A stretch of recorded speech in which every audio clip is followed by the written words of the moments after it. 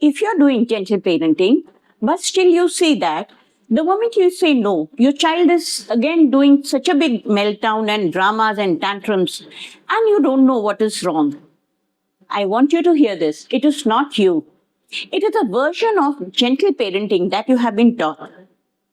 New studies are showing that the gentle parenting that online world is teaching you is actually not the actual and complete gentle parenting. Stay with me till the end and I will show you exactly how parents are changing their parenting trend and getting good results. Before that, let's just have a look at what we have been doing in the past 2-3 years. In the name of gentle parenting, what we did was we just took away the boundaries. In the name of validating the feelings of the children, we just stopped saying no. Can you really imagine a world where you don't hear no? And this is what we have been doing to the children. So as a result, suddenly they were without boundaries.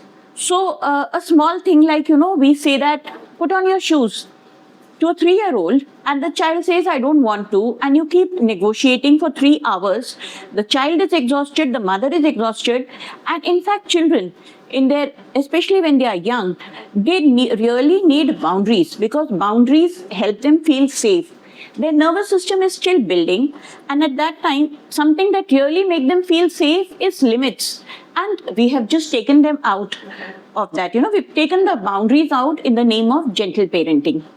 This was a big mistake, and because of this, parents are exhausted, children are anxious, and we really lost what we were looking for. So the new and the working trend is authoritative 2.0 or the hybrid parenting. It is a hybrid between gentle and firm. I will tell you how to do this, and I will also tell you how in very small and actionable steps you can gently shift your parenting to the hybrid parenting, which will actually help children grow emotionally resilient and develop a good disciplined approach towards everything. So the first thing that comes in this is, of course, you ask the child to name the feeling. You also validate their feeling, but at the same time, you hold the boundary. How does it work? Suppose you're saying, okay, your screen time is up.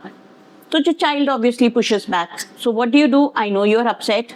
And then you try to negotiate. No, I know you're upset, but it is, the screen time is up means it is up. And, don't start everything together. Don't overhaul the entire thing. It will definitely not work. Pick up any one boundary that you have been trying to avoid holding up. Maybe bedtime, maybe screen time, homework schedule. Screen time is up. You have to stop the screen. Child is crying, getting upset. I understand you are upset. I'm here. I'm here to talk to. But screen time is up. You will not, you have to switch off the device.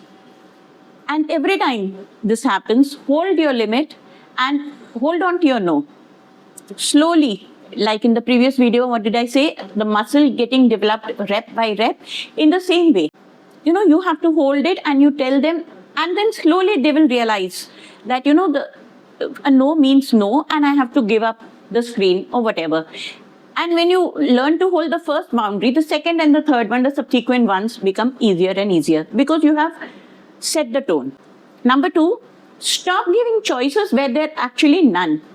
It is cold, the child, you have to go out, so you don't give the choice that, do you want to wear the jacket?